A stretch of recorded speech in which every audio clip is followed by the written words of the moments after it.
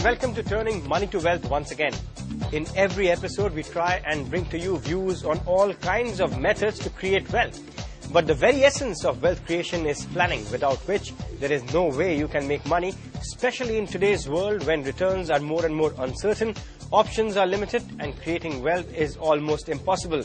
Financial planning has to be more important than ever before. So today on the show, we focus on those two generic words. What is financial planning and what's the need? Also the kind of areas that are addressed by financial planning, as well as the basic operation or the process of financial planning. As always on the show today, two special guests. In Delhi, Anup Bagchi from ICICI Direct, the man who has been holding hands of all investors and viewers to tell us what they should be doing to create wealth. Also in our Mumbai studios is Pushkar Chugh, Head of Knowledge Management with Financial Planning Standards Board India, FPSB, known to be an expert body looking at how to advise people on financial planning. Thanks so much, Pushkar, for joining us. But before we kick off, here's a quick look at how you define financial planning. It sounds simple, and we'll break it down in much more simpler words for you. It is the process to help meet goals and needs in a systematic and disciplined manner. And you've got to harp on the word discipline, as we will do in the next half an hour.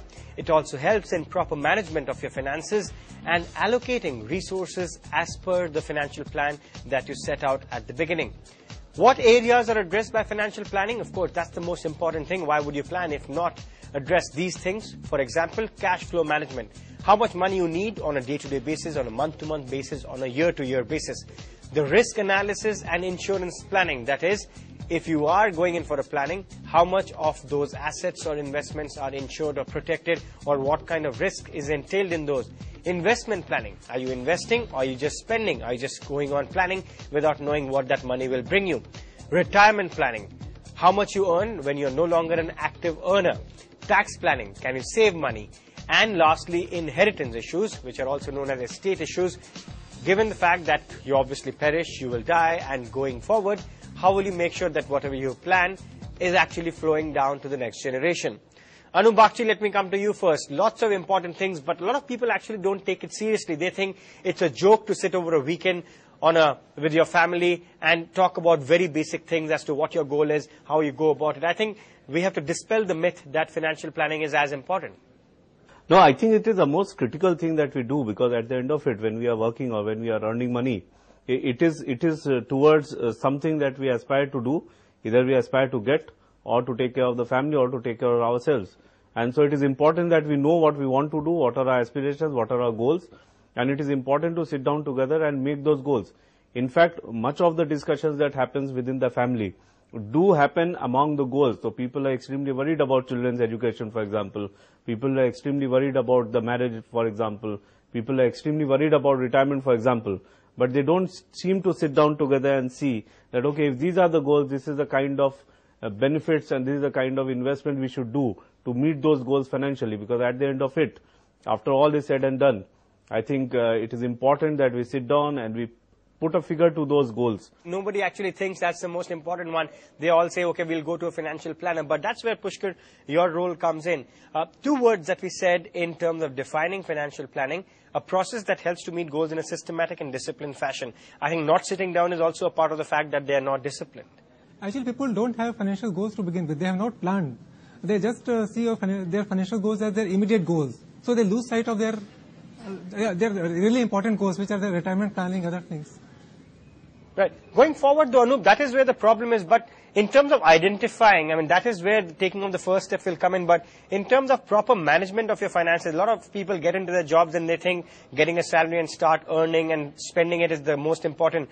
But a lot of these things flow over generations. For example, PF is a given if you're in a job, the kind of PPF issues, the kind of mutual fund investment. How does one go about doing that in your assessment, and especially looking at the areas that they cover? What should be the first step? No, I think the first step is that what is the kind of income that you have, number one. Then what is the kind of expenses that you have. And then what is the kind of surplus that you have. That is, I think, point 1, 2, 3. After you have those surpluses, then you need to juxtapose that what are the kind of goals that you have. And most people, most families we come across, they are fairly certain about the goals that they have. But the only issue that they have is that they are not able to quantify.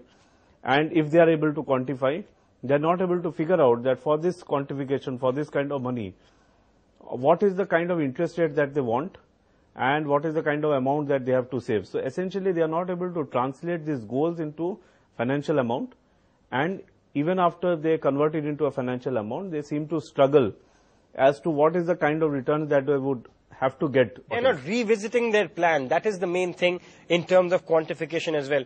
Pushkar, in your assessment, quantifying, how difficult is it as a part of the entire financial planning process? For example, if I tell somebody he requires 5 crore rupees when he retires, he'll be baffled.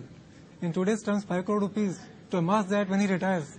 That's why quantification is very important. When quantification comes into picture, we have to see inflation and the rates of interest, as Anup Bagchi has told.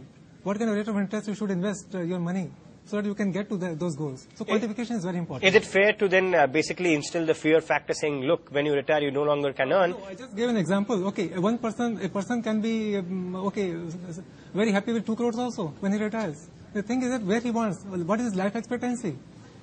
But tell me, going forward, a lot of people confuse this kind of planning with tax planning, saying that we have to save money, and hence whatever saving I am going to do by investing in a product is largely, the aim is tax planning rather than saying what is your overall financial plan. Because every time you talk to people, they are saying buy this instrument because there's a tax saver option in this one. All our investments have to be in such a fashion that tax efficiency should be there of all the investments. It is a byproduct and not the main aim. Yes, exactly. All right. Anu, before I go on to some of the detailed issues of the areas that are addressed, but in terms of starting the process, as we've been talking about defining what's important to you in the immediate and distant future,